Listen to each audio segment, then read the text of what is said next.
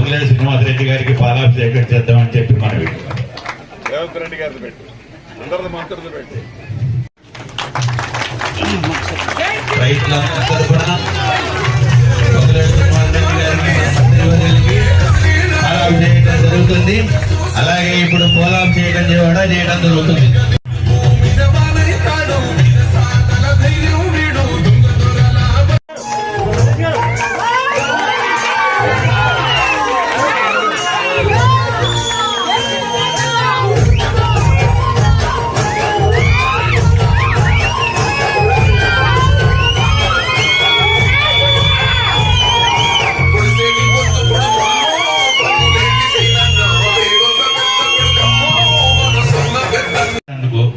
మంత్రివర్గ తరఫున మీ అందరినీ నేనే మిమ్మల్ని మనస్ఫూర్తిగా క్షమించమని అడుగుతూ మా ఊరికి కావాల్సిన ఐటమ్స్ మట్టికి కంపల్సరిగా